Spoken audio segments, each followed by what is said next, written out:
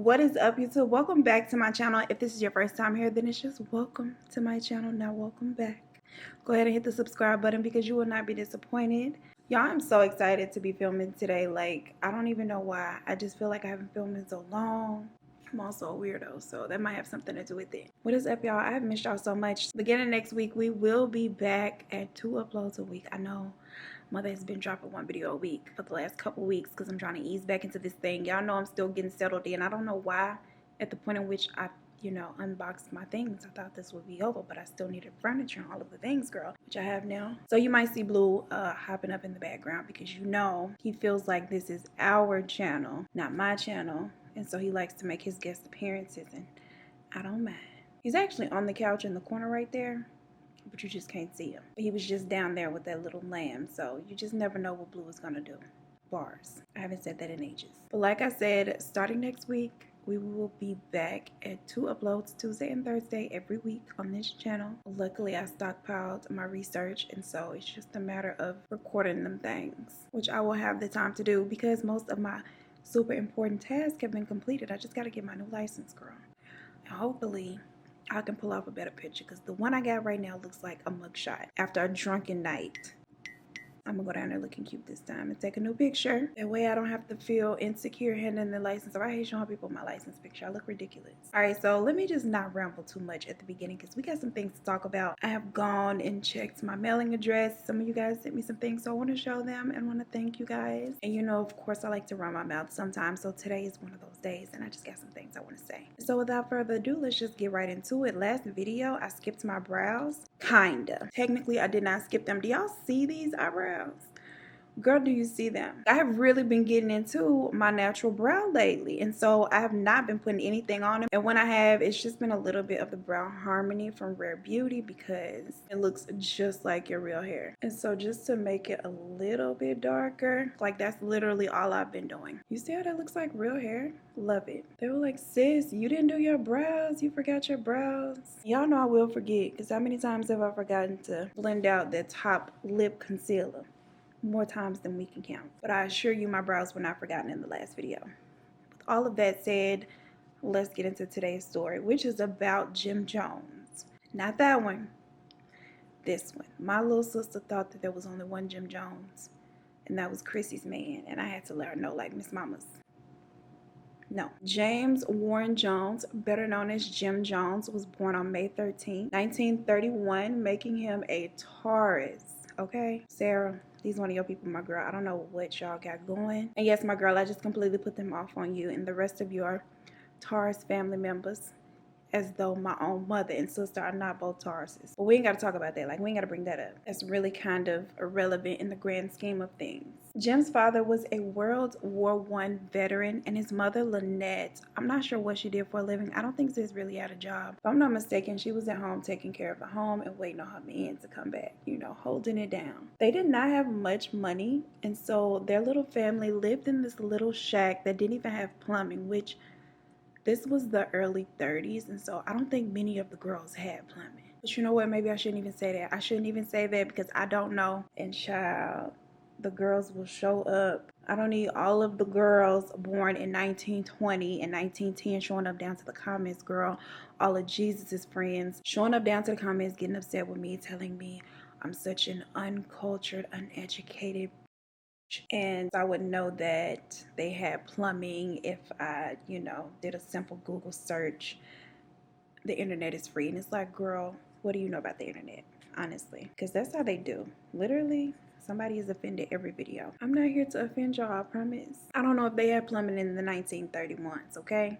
Maybe they did. And Jim and his family were just poor. Anyway, his mother, Lynetta, if I called her Lynette before, it's Lynetta. Lynetta was 15 years younger than her husband, which is pretty typical in that time. She was reportedly very miserable in her relationship. Lynetta never wanted to be like this wife at home taking care of kids. She never wanted kids. She never wanted to be a mother. And here she was, stuck with Jim. The addition of a child into their household and their dynamic really added a whole new level of stress that she just wasn't here for. Like, she just didn't like it. So this, of course, made their marriage even more miserable than it was. And as if that was not bad enough, shortly after his birth, his father James suffered a complete nervous breakdown, which left him completely unable to work. This, of course, places them in an even more uncomfortable financial situation, which resulted in them ultimately becoming homeless. Fortunately for the small family, James had family over in Lynn, Indiana that was willing to take them in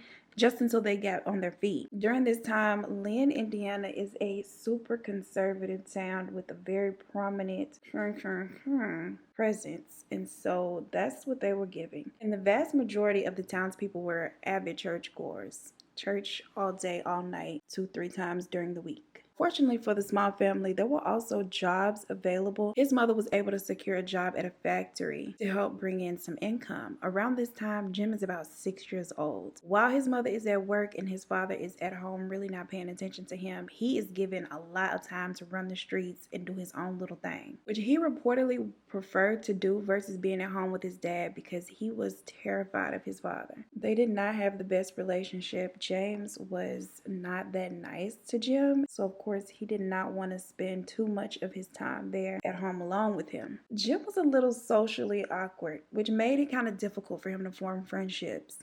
People didn't get him. They thought he was a weird little kid. So he would spend a lot of his time alone reading. And he would often be seen just wandering the neighborhood looking sad and alone and miserable all by himself, very much neglected. Now the little elderly women around town, the little cotton tops, they would see him all the time and feel so bad for him. They would feed him, they would share baked little goodies with him all of the time. He really appreciated this, and he was a very polite kid. Like, he was known to be very sweet, very nice, very polite, but just a little bit strange.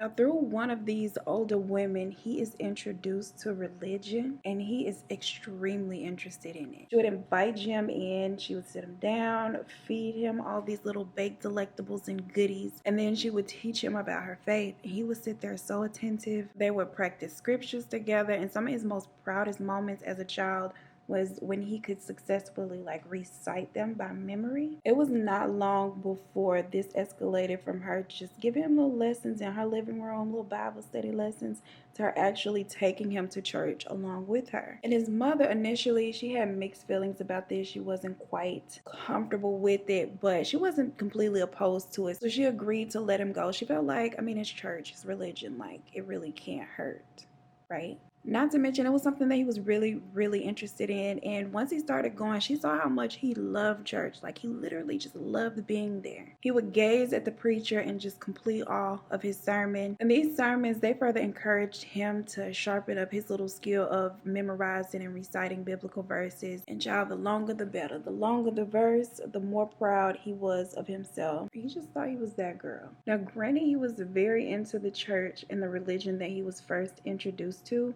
He was not committed to just this one. He didn't want to stop there. He was like, what are they doing in all of the churches? Girl, I want to see what everybody has going on. This curiosity leads him to explore literally every denomination in town. Every day that one of the churches or the mosques or any of the things had service going on, he was in attendance. And on the days that there was no service being held, he would spend his time alone in the woods, standing on old tree stumps, preaching to the animals that he pretended were his congregation, and practicing him delivering his own sermons. Jim quickly became known around town for his obsession with religion, and a lot of the townspeople, they just thought it was strange. And they really began to judge him when he became equally obsessed with death. Now, by the age of 9, he began to claim that he had these special powers, these gifts that the average person did not have. One day, he calls as many of the people around that'll listen to his little voice saying, come here, hear ye, climbs his little ass on top of the roof, and tells them that he can fly. He will demonstrate these powers for the non-believers, and he is about to fly right off the roof right before their eyes and not splat. Child, he hurls his little body right from the roof, falls straight down to the ground, breaking his little arm in front of everybody. And from there, he just became more and more strange in his behaviors and in the way that the townspeople saw him. They were not here for little Jim and his shenanigans that got a hell of a lot worse. He began going around town collecting little dead animals, little pieces of roadkill here and there, and he would hold whole funerals giving eulogies for them. For the other kids, it was like a bad car accident. Like, it was like, you know how you just can't look away, but you just want to look away, but you just can't. Like, it was a horrific scene, but you just cannot look away. That's how the other kids responded to him. The kids who were in attendance were not there because they liked what he was doing or thought he was interesting. They were just like, girl, what? Like, what's this? Now, when he was just 10 years old, the Second World War begins. And while a lot of the other kids were doing what normal children do, for the most part, because kids aren't really that normal, he becomes obsessed with Adolf Hitler. He is running around pretending to be him with his little arm stretched out front of his body. He even went so far as to go around trying to recruit these little, like the little kids who didn't know any better, recruiting them as like little mini stormtroopers to follow him around. Like, it was a whole thing. Now, once he reached high school, he took being different than all of the kids to a new level. Rather than dress casually like his peers, he showed up every day in his Sunday's best. And he rarely spoke to anybody else unless he was the one that like initiated the conversation. The only other time that he would speak is when he would challenge the teachers or, you know, debate them, which he absolutely loved doing. And any opportunity that he found that he could challenge what they were saying and make it look as though he probably knew a little bit more than them, he would take that opportunity. He just lived for those moments. Jim at this point felt like of all the people that was around him in his daily life, all of the neighbors and all of the things, y'all, he was the one with the superior intellect, including the teachers and the staff at school. And so his goal was always to showcase that. Now, he had always had the ability to grab and hold the attention of the people around him. No matter how ridiculous his little actions were or the things that he was saying, he always had that ability to make you listen, make you watch and see, like, what the hell is going on right here? By high school, though, he had developed the ability to also make people follow his lead. This is something that he was very proudful of. He loved his ability to draw people in, and he worked at sharpening the skill, child. He would choose a topic, stand on his mother's porch, and preach about it for hours. And a lot of the neighborhood children, his peers, some adults, they would gather around and actually listen to him, mostly out of curiosity, like I said, to see like what's going on over here. But he did not care why they were drawn in. What counted for him was the fact that they were there and they were listening. His mother actually encouraged this. She looked at it as simply her son gathering knowledge and wanting to share it. For her, that was the start and the ending. Like, that was just it. And she encouraged him to do so. She's like, yes, stand up there and tell him what you know, baby. But the other parents, they didn't like this so much. They would tell their children not to go over there, not to listen to him, not to stand around and entertain his foolishness. They will also tell his mother that she should make him stop, but she didn't see a reason to. She was like, girl, for what? Like, are you just jealous? Are you mad because your child don't know all of the things? But if you just let them stand around and listen, they could know. My son is sharing knowledge. What's wrong with that? Grow a lot.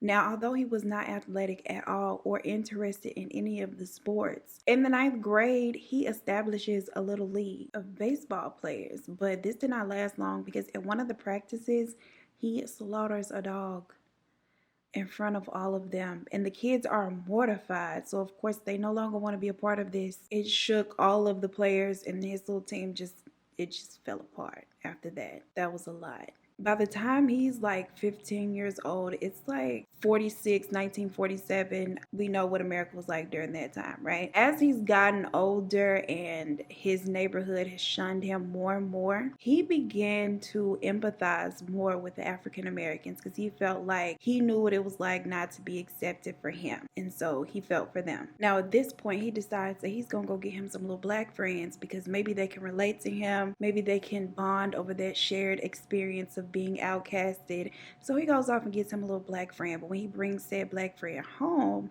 his dad is like, oh no, you can't bring him in here. His father flat out refuses to allow the boy to enter the home. This leads to a huge blow up, an argument between Jim and his father, which he was no longer afraid of at this point. And this is actually the point in which he decides that he is going to start pushing back. Like, he is sick of his father's beliefs and teachings. He does not agree with it. He's going to let him know. From that point on, racial equality was something that the two of them would butt heads on and disagree and fight over for years to come. Now, after high school, he goes off to Indiana University where he meets a nice young lady by the name of Marceline. The two of them get married just a year later. Jim Jim and Marceline have one child together, and then they go on to eventually adopt 7 more children. These were 7 children of various races. Honey, they were the original Brad and Angelina Jolie, okay? Jim was extremely proud of his family. He referred to them as the Rainbow Family because of the various, like, skin tones.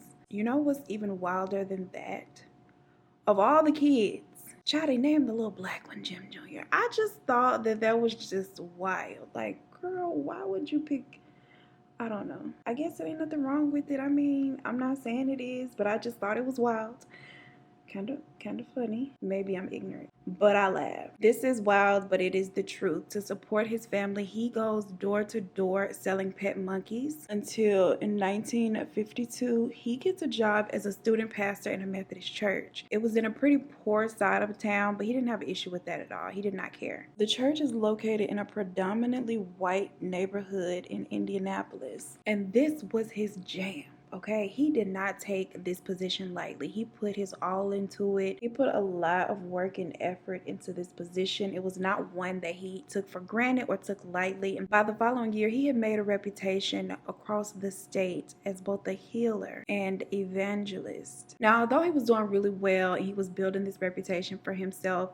His job at this church, it does not last much longer than that because he expresses that he wants to hold racially integrated services, which was not being done anywhere. And the church did not agree with it. They were like, oh no, not up in here and not on my watch. We not mixing the people in the pews. No. When they refused to allow him to hold these mixed integrated services, he quits the job altogether and says he is gonna fund his own damn church. Can I say damn church? Oh my god. Jim proceeds to organize this massive religious convention in Indianapolis. He advertises it as an event where all are welcome, come as you are, no matter what you got going on or what you got on, just show up. And he has an amazing turnout. A lot of people like this idea. A lot of people were open to it, and a lot of people donated once he let them know, like, this is the kind of church that I want to have. I want all of us to be able to get together and worship together, and I'm just trying to start my church. All I need is a little piece of your money. And so a lot of people, they supported him financially and every other way. They donated a lot of money. After this one convention, he had enough to start his own church. The Peoples had paid for it. He names it the People's Temple. He could afford not only to fund this church, pay all of the bills, keep the lights on inside the church, feed all of the girls the crackers and the juice. He also could afford time slots on the local AM radio show, which not only allowed him to advertise his church, but to air his sermons. He had his own little time slot where his sermon would play from start to finish, and this of course enabled him to reach like a broader audience. His goal was to build his following as big as he could. Okay, reach all of the girls and guys.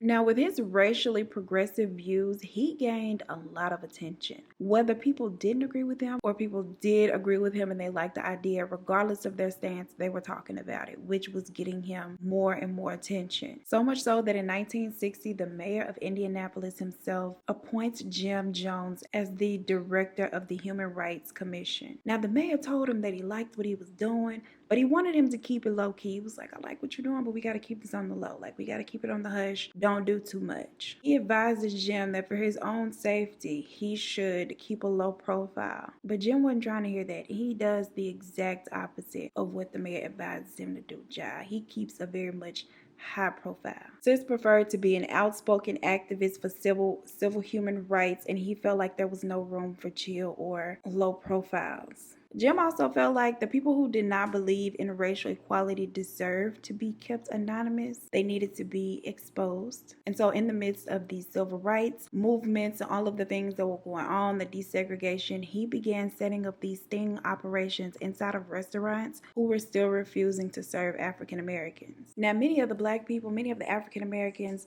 they loved him. They rallied around him. They supported him. Not many of the white people in his town believed in any of his views or any of the things that he was trying to do. They didn't see it for him at all. They had no issue letting Jim know this, but he did not care. Anytime they would threaten him and let him know, like, hey, this is not it. Like, you need to relax, he would just take it a step further. By now, Sis was going on TV. He was exposing the girls in the restaurant business, getting on TV, chanting, let my people go. Now, in 1961, Jim collapses as a result of exhaustion and like extreme dehydration, kind of like, you know, I told y'all I had done in Kroger a couple videos back.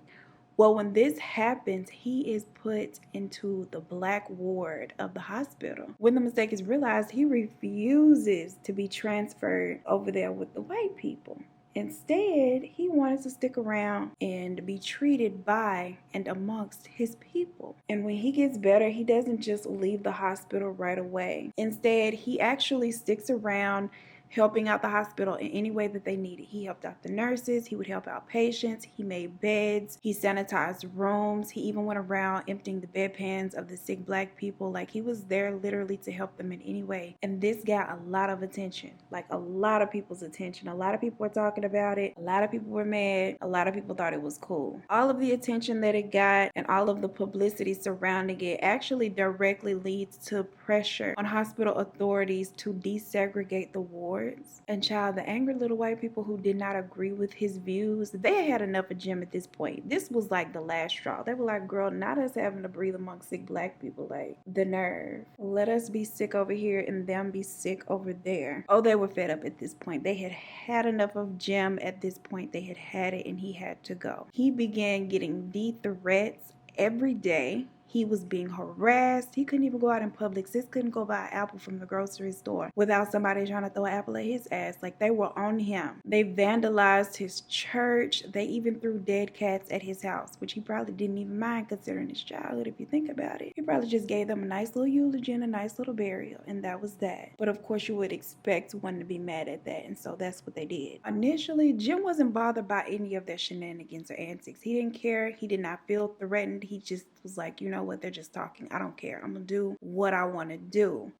But then he began to take into consideration that it's just not his safety that's at stake here. Like, this is literally jeopardizing the safety of his little rainbow family, his following. Like, there are more lives being affected than his own. And so then he began to think, you know, maybe we should try to do something a little different. He flat-foot refused to alter his own beliefs and his teaching. So, you know, there was no room to budge there. But it probably wasn't best to do this right here in Indiana.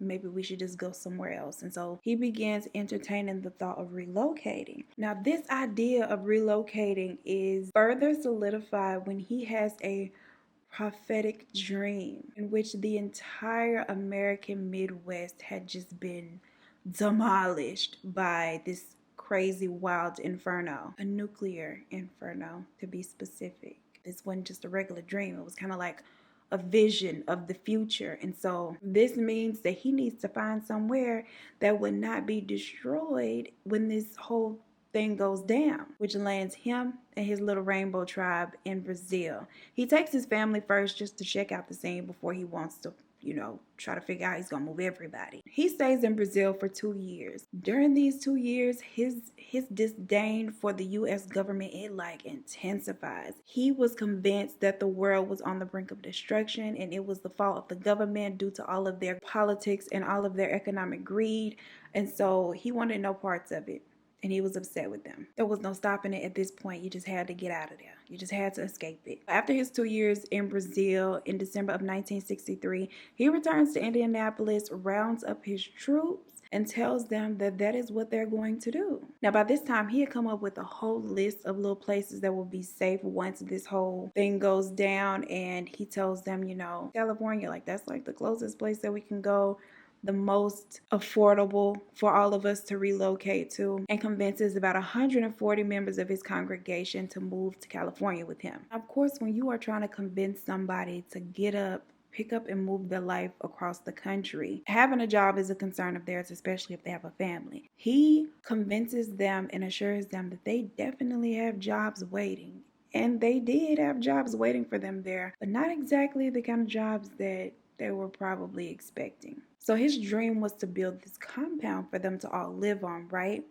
Everybody who was able-bodied was expected to put forth some type of effort to make this dream come true. There were farming duties, administrative tasks, construction, and he was working these people day and night, like from sunup to sundown. Many of them worked 20 hours a day sometimes. And girl, it's only 24, like, excuse me, most of them were exhausted all of the time and suffering from sleep deprivation, and they would be made to feel guilty for like wanting to sleep because he would call them lazy and tell them that, you know, they weren't willing to do their part. In reality, he needed them to be in this state of like extreme exhaustion because, child, is just the perfect little condition for brainwashing. He did help many of them to secure jobs outside of the compound, but this was for his own benefit because those people were forced to hand over their entire paychecks to him, well, to the church. They were given a little bit of an allowance, but he justified taking their whole check and justified working everyone else all of these hours because he was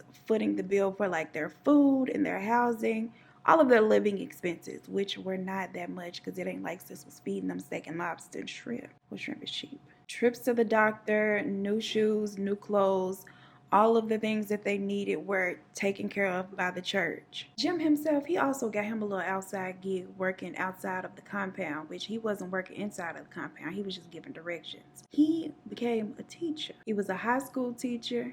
He kept his money for his little rainbow family, and he would also travel to like spread his word and try to build his following because he needed more people to come in and help build this thing and also provide money for it. After 3 years of diligence, the People's Temple is granted official standing by the Christian church. And with the help of all of his members and over the course of these 3 years, he completes the compound. This compound consisted of his own home, a huge, massive, large swimming pool, a child care center, a home for the elderly, a ranch with like animals and things on it, and last but not least, of course, this huge church for its melting pot of members. And they built this right in the center of the town, which was at the time a very strictly segregated area still. Again, pissing off the townspeople. They just was like, girl, where did you come from with all of this?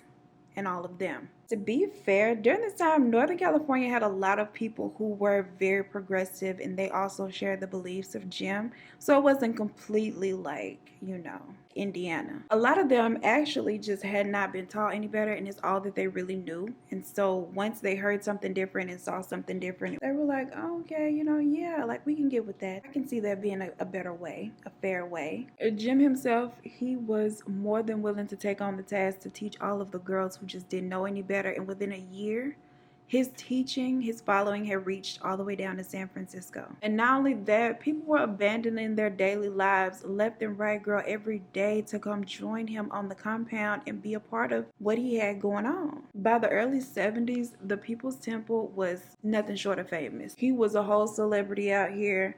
Everybody knew about the People's Temple. It was a huge thing, and a lot of people wanted to be a part of it. Jim modeled his services like those of African American churches, so they were like loud, lively, soulful, long. Okay, long.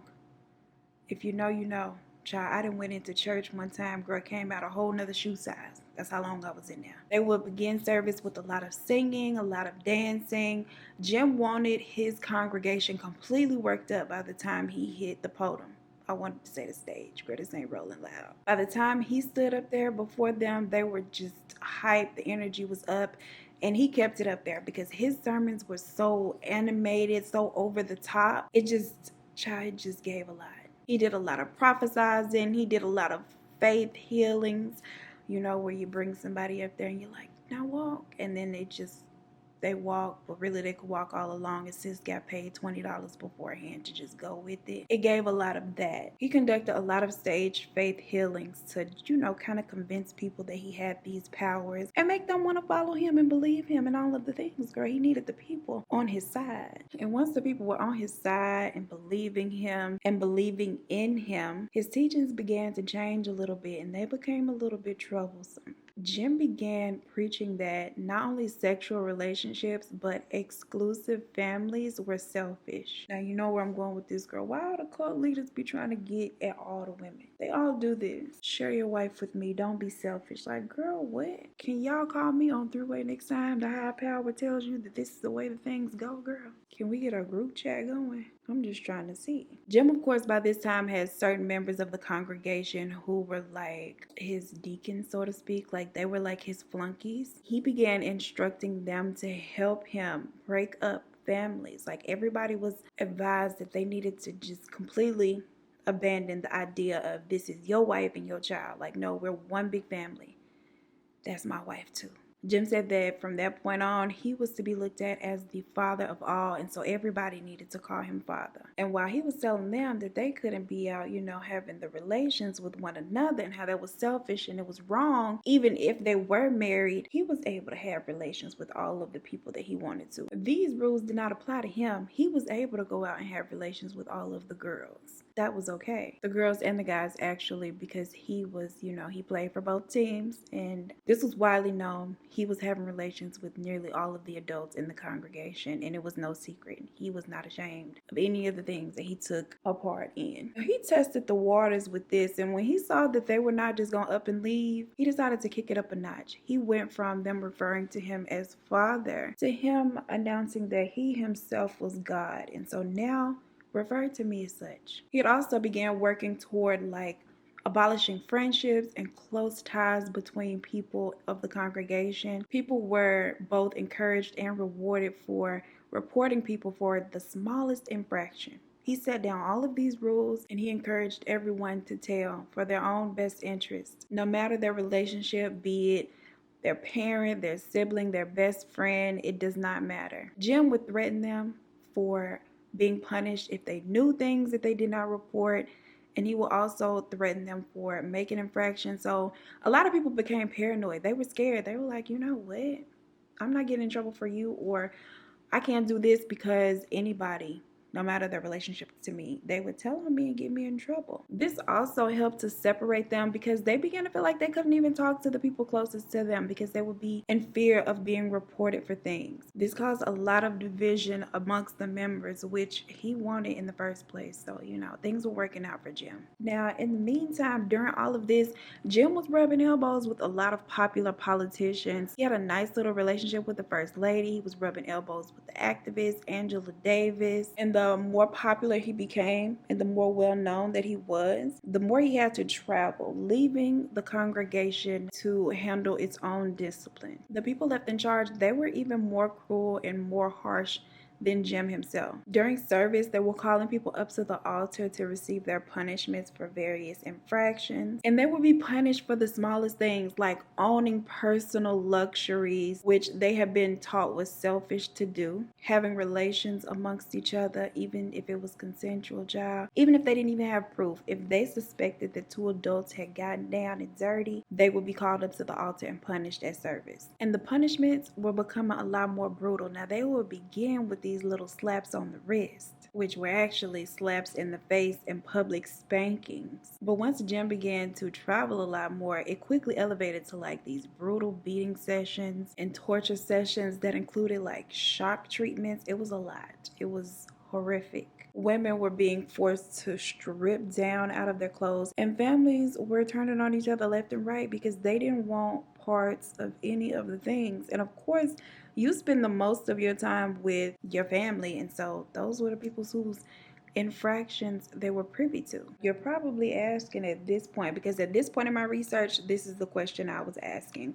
Why don't they just leave? Why would they stay? Once you get here and you see that things are not as they appeared on the outside, why would you stick around? Well, honey, the answer to that is they were threatened once they joined the family with death. If they were caught trying to escape, or if they wanted to leave, you were not returning to life as you once knew it. You were going up to the Lord, child. They was going to send you to the King. And if you were successful in escaping, any of your friends or family that were left behind, they will receive the punishment instead of you. And so their life would then be at stake. A lot of people did not feel like it was worth the risk, and they just couldn't in good faith leave behind family or friends that would have to face consequences for their actions, and so they stayed. As this congregation grew, word began to spread about how it had changed and the things that were going on inside of the compound that were not good things. which was most of what was going on inside the compound. With that, Jim began receiving the first of his negative media coverage. A series of articles were published inside of the San Francisco newspaper painting Jim to be this fake false prophet and this fake messiah, which he was. Now, these articles had a snowball effect because then it causes all of these other media outlets to pick up the story and start publishing their own articles painting Jim to be this false prophet that he was. From here, Jim begins to view and refer to the media as the enemy and agents of the devil. Now, he played it cool in front of his audience, but the paranoia inside of him, it was starting to take a toll. Sis was actually scared that all of the things were coming to an end. And what also was not helping Jim's paranoia was his persistent and growing drug use. Sis had begun taking all of the things, okay? He was in constant fear and paranoia that the People's Temple was under attack by the government, that they were out to get him, that they were going to move in on him at any moment and just shut everything down. Now, his paranoia wasn't completely irrational because he was on a lot of people's radar. Many people did not like him. They never did, or any of the things that he was doing. Somebody had actually snuck onto the compound at one point and burned down their church/worship center, forcing him to build it over from scratch. And of course, the members of the People's Temple, they are the ones that foot the bill for that. With his paranoia mounting more and more as the days go on, he is feeling as though the walls are closing in on him and his position of power and control over these people is being jeopardized. He don't like that. He does not like how his position is being threatened. So now he's like, you know what, we got to get out of here. Again, he is entertaining the thought or the idea of relocating. In 1975, Jim, along with his most trusted members of the People's Temple, they traveled to Guyana.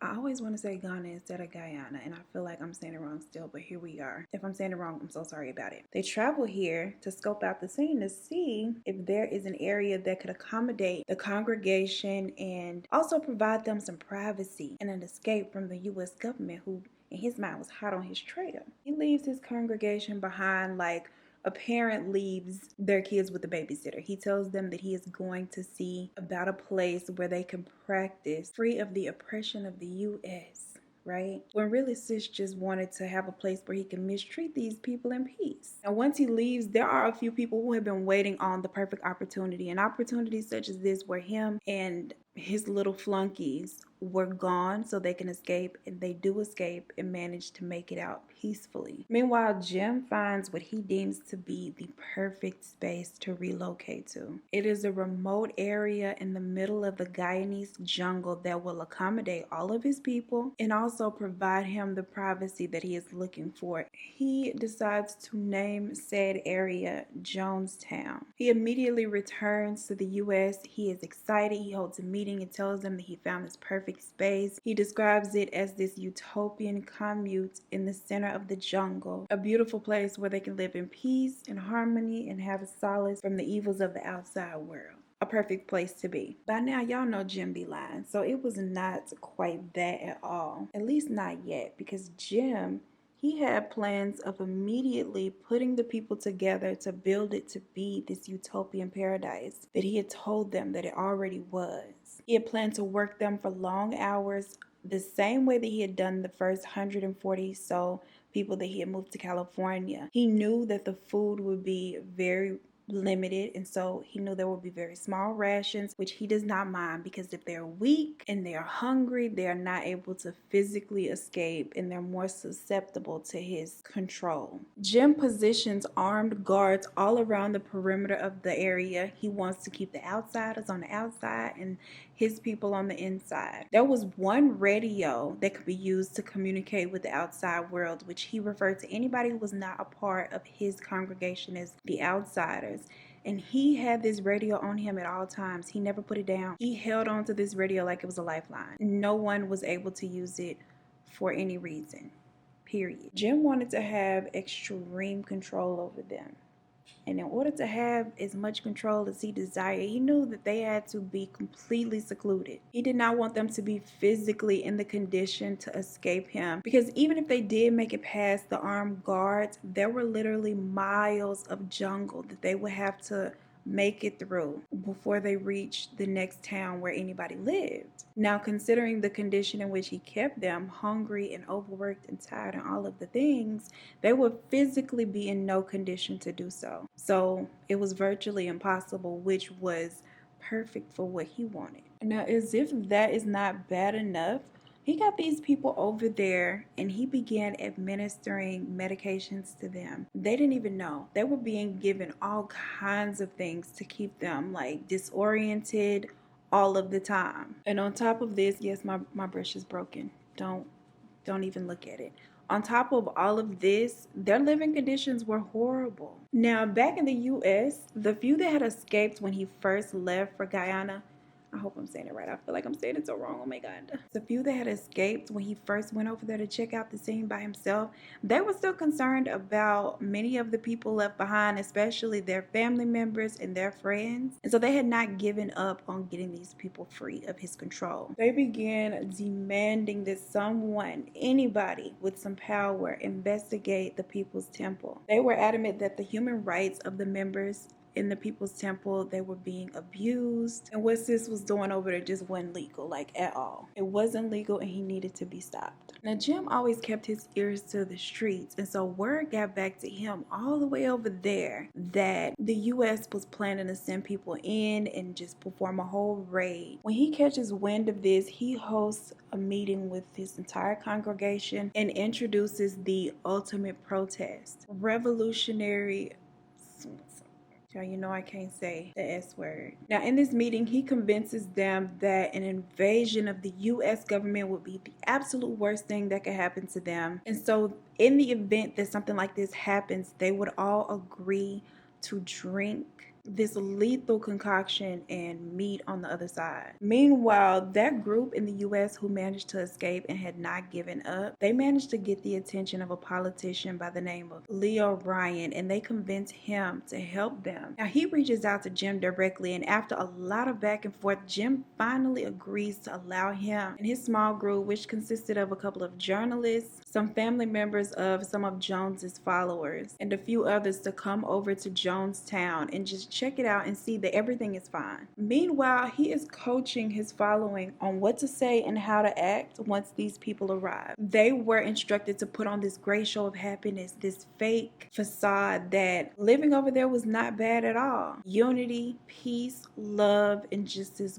great atmosphere of one big happy family, singing Jim's praises and telling Ryan and his crew how they never want to leave, that everything is all good. And upon Leo Ryan arriving, everybody plays their part for the most part, and this is the front that they put on. It looks really convincing. Now, from Jim's perspective, the whole show of this perfect utopian atmosphere, it had gone off without a hitch. But what he didn't know is that two of his members had slid to the side and slid these little notes to Leo Ryan's group, telling them that they wanted to escape and asking for help. Now, when Jim is confronted with these notes, he tells them that, oh, the writers of the notes are just joking, like that was just an old joke.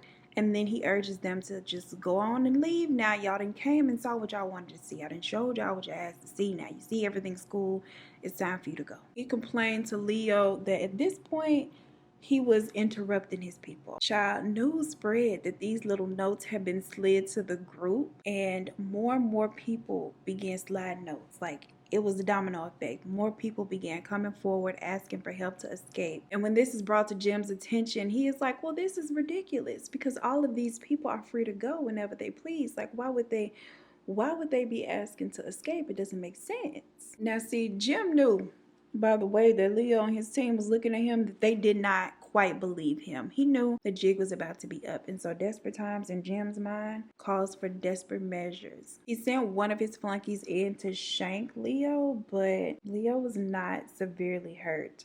like at all. Sis failed the mission. But at this point, Leo does realize that this may be more than what him and his little small group were equipped to handle. And so he does decide to pack up his belongings and his crew and leave Jonestown immediately, but not for good and not to abandon the people that were there. He was just going back to the US to secure more resources so he could properly help all of these people. That is the plan, but unfortunately, it would never come into fruition. As soon as they arrive to the area where the plane was set to pick them up to take them back to the US, they are ambushed by a group of armed men who take out Leo as well as 4 other members of his crew. Meanwhile, Jim goes and calls this urgent meeting with all of his congregation, and he tells them that he has had a vision of the future, which told him that the plane that Leo and his group boarded would crash right out of the sky, and the People's Temple would be blamed for it. They would then be attacked, and those who survive will be captured and tortured relentlessly. The only way to avoid all of this would be through the exit plan that they had talked about before. Now, a few of the members, they tried to talk him out of it. They were like,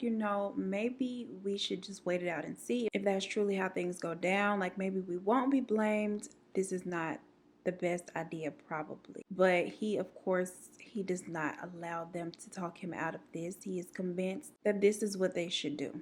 Period. Jim had a crew of nurses who were trained how to mix the concoction perfectly to the proper potency, and so he has them get together and start mixing like huge batches of this stuff, which they actually use Kool-Aid, hence the term you're drinking the Kool-Aid when you're being a follower. Some of y'all young and y'all ain't heard of that. And there might be people who have heard of it and they just, didn't know that that's where it came from. Now, not only does it contain Kool-Aid, of course, but it has lethal doses of cyanide and sedatives. The nurses are mixing it up. They are dividing it out into cups. And they begin administering the doses out to the people, beginning with the children. Within minutes of drinking the concoction, people were convulsing and falling out all around the land, all around Jim. As they are falling out, he is preaching that they need to hurry to stop being afraid and go out with dignity. Literally just a disgusting human being. Now, most of the people drank it willingly, but some of them, they were afraid. And for the people who were not willing to drink it willingly, they were held down and it was forced into their mouths using an oral syringe. Some were actually injected with it, and for those who really put up a fight and tried to get away, they were just shot. In the end, a total of 918 people. Among the 918 is Jim Jones himself, who never drank the punch. He didn't want to after seeing the reaction and how it took out the other people. He decided he just didn't want to take that route. Instead, he is found with a single gunshot below his right ear. Now, whether it is self-inflicted or he had one of the other members do it or if somebody else just did it anyway is unknown. There are a lot of pictures online. The pictures are horrific. FYI, I do not insert the pictures here. Child, just the memories of me seeing it when I was researching this story just made my stomach hurt, like for real, just now. It is horrible. 918, that is a lot of people. The following day, the local police come out and discover the scene because some people actually had managed to escape. Granted, there were 918 people there. That was not everybody. A few people had run off into the woods when they first started administering the concoction, and they managed to make it through the jungle into the next town and let them know what was going on. Several of Jim's sons also survived the ordeal because they were not in Jonestown at the time. They were instead away in another town on that day, and so they had not suffered through what the rest had to endure. When the U.S. is made aware of what had transpired, they asked the local authorities, can they just have all 918 of them locally buried and they will cover the cost of the burial? Child, the local police said, girl, no, we are not handling this. This is not our mess to clean up, so to speak, which is a horrible way to put it, but that is literally what they said. Now, being as though the U.S. military was the only organization that we pretty much had that was even close to being equipped to handling a mass casualty like this, so they had no choice but to send in the military. And these poor people, because they had to go over there and not only see this but clean up the scene, they had to pick these people up, properly package them, to be sent back to the US. Now, there are a few things to think about here. It was 5 days of them being out there before the first military aircraft even got there to begin the cleanup, right? 5 days in the hot jungle. The aircraft is only equipped to transport 40 of the victims at a time. There are 918. So this takes a while to do. Meanwhile, they're literally laying in bags and they are still laying in the heat. So this is a pretty gruesome scene. For a lot of them, they said that the worst part of it was how many children were out there. With the weather of the jungle being a lot of humidity, a lot of heat, a lot of rain, the smell was something that a lot of them said that they could never forget. Like, it was just so terrible. And what was also super unfortunate was the fact that in order to get your loved one back, the government was charging $500 if you wanted to get them back and have like a private, proper burial. This was in 1978. Today, that's the equivalent of $2,048. A lot of people could not afford that. Like, they just didn't have $500 at the time extra to spend on this. Excluding Jim, of the 917 people, only 300 of them were able to be claimed by families and given a private burial. And even still, they were not out of the woods, because the people that were being claimed, they were being rejected by the local funeral homes because of their relation to Jim. They were looked at as followers and supporters of Jim, and people were saying, you know, they did not agree with it, and so they refused to provide the services for them and their family. Now, there is a memorial site for the victims of Jim, which is what they were. Fight me. They were victims. Eventually, all of them were buried, but it took a lot of pushback in order to get this done. I want to know what y'all thought about Jim. I had never delved this deep, of course, before now. I had heard of him, of course, we all have, but I had never dug this deep and heard the full story. And at first, I ain't gonna lie, I was like, okay, Jim is for the girls, but Jim is sick and twisted and one sad, strange little man in the end. And I don't know if he really was always this bad or if something like triggered it. I would like to know if something triggered him, or if he always was this corrupt and it was just a cover-up in the beginning. It's very obvious that at some point he was just using these people, but it's like, was he always using them, like literally from the beginning? Child, was it something in the mushrooms? Like, I really want to know. Y'all, when I got the packages out of my box, y'all started sending me things. Thank you so much. It was so sweet. Let me show y'all what I got. I got this book from Arnie Dodd and a nice little note that says, I hope this book brings you insight, joy, and growth. My friend gifted this to me when I was going through some stuff, and I fully believe in paying it forward. Always take care of you first. Oh, thank you. I've already cracked it open, but when I got to the first thing we tackling is fears, I said, what kind of fear? Because if this is like a fear that's not tangible, we can do it. But see, I got a phobia, 2 phobias, and I don't think I could ever get over those 2. So I don't know, but I don't think it's like a physical phobia. I think it's like, child, let me not ramble. I'm gonna get into the book. I already have a little bit. Thank you so much. I also got some cosmetic items from Madame Laurel Beauty that are so cute. She sent me 2 lip colors, which one of them is one that I'm wearing today. The other one is this other pink one. And let me tell you about this pink one, child. When I picked up my packages, my niece and I opened them in the car. And she opened up this one and she read the side and she said, TT, why does it say spank me? And I said, oh, child, maybe I should have opened these at home alone, girl. I don't know. Like, that's the name of the color. And she looked so confused. And I'm like, girl, it ain't for you to figure out. You're in grown folks' business. Don't read. Just open, girl. She sent me some lashes and an illuminator and 2 palettes that are so beautiful. Y'all will get to see them because I'm going to use one of them in the next video. But today I was hell-bent on giving a silver look because I'm in the silver mood. And last but not least, mother got this Sugar Grace candle. And it's a soy candle with a wooden wick. I have been looking for a good wooden wick candle that wasn't gonna dig too deep into Blue's tuition fund for Hogwarts. Y'all have been wanting one for so long with the wooden wig because I heard the crackling noise. It's just so soothing, and it is. And it almost took my little wig off because honestly, the candle has been burning the whole time I was filming. And I heard the crackling and my crazy behind reached forward, leaned forward like this to put my ear to it. All of this was just almost gone, burnt to a crisp. So yeah, that happened. But thank you so much for the candle. I think I'm gonna end up ordering some more because I like the scent and it's just a nice candle. Look at me, about to burn my nose off. I'm just so in love with the wood wick. Love it. Speaking of this hair, child, I will list the details below, the link below. I purchased this wig so long ago, like a month or two ago. This is like my second time wearing it, but this is my first time filming in it. And last but not least, shout out to my good sis I met at Main Event. I took my niece to Main Event. I met one of my subscribers there briefly, so shout out to you, girl. Let me tell you what happened though. This is me talking to you. You ain't gonna believe what happened. So I don't know if you know homie with the dreadlocks that works over there in the bowling section, right? Tell me why he comes to my table to, you know, take our order. Girl, why I accidentally caressed this man's hand? And I don't even think he believes it was an accident.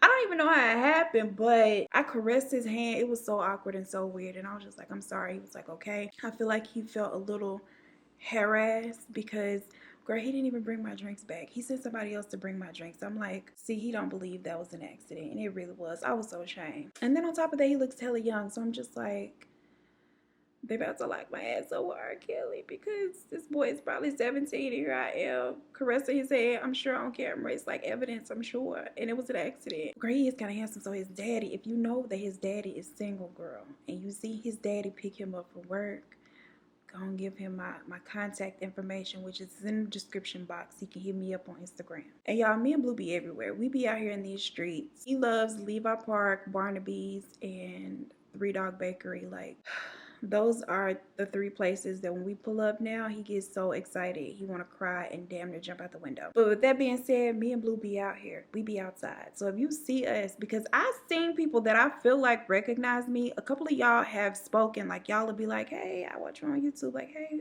aren't you Brittney? And I'm like, yes, girl, that's me, girl. What's up? But some people, like, they give me this weird look. Like this, I don't know if it's like uncertainty or if you feel like you don't know if I want to be spoken to. I don't know what is given. I don't know what the looks are really truly given. And I be trying to figure it out. But then I don't want to stare at you too, because then it's just a weird ass awkward stare down. So just please just speak, girl. If you see me in these streets, just say hello. I promise you I'm nice. Like, it's really not a problem. So if you just look at me, I'm gonna feel uncomfortable. All right, y'all, that is it for this video. Do not forget to hit the like before you leave.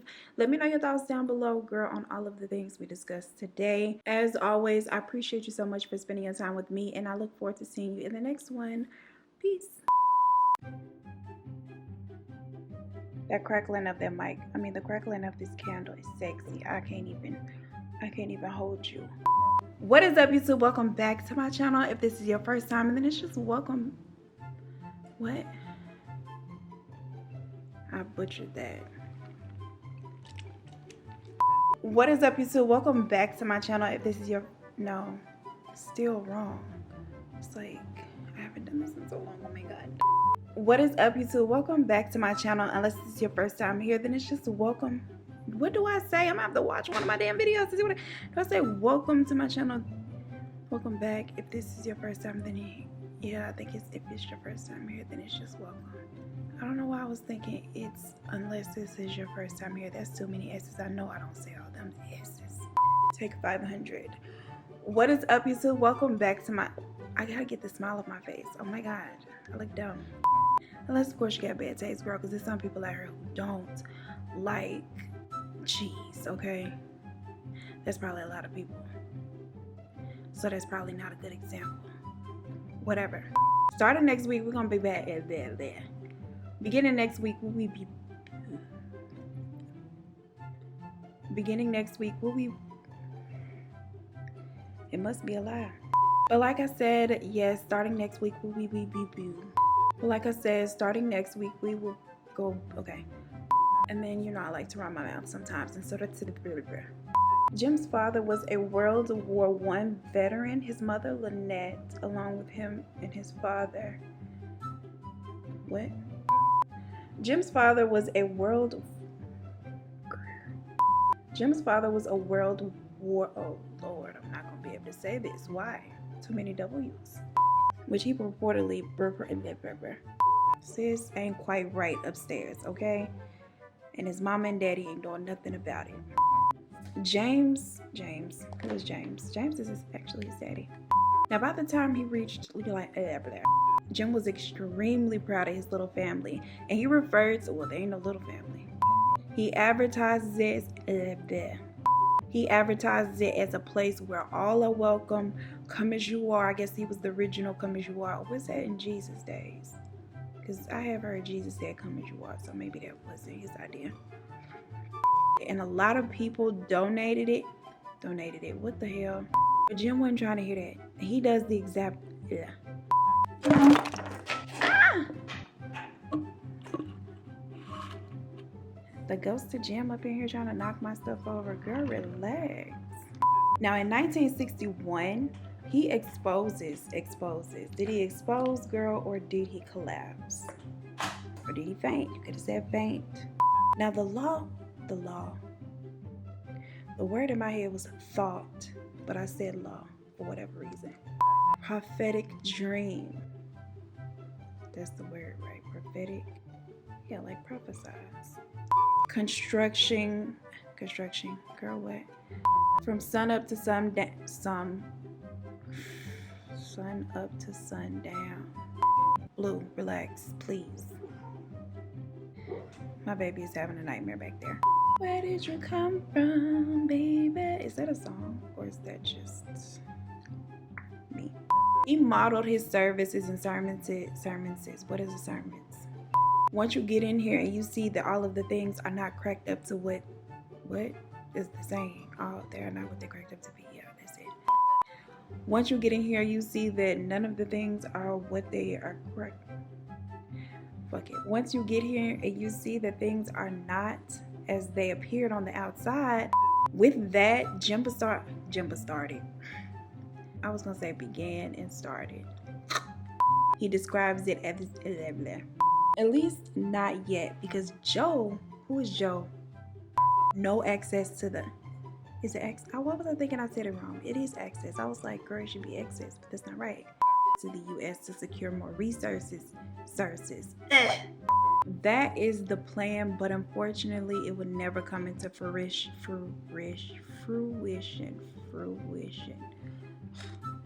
A vision of the future, not a vision of love, like Mariah Carey. The people of the Now there is a memorial site for the victims of Joe. Who the fuck is Joe? Joe Budden? Oh, I forgot that candle was here. I almost lit my shit on fire again. Let me make sure ain't no flame back there, because if you just start seeing smoke come up here, child, that just wouldn't be cute. A cute way to end the video.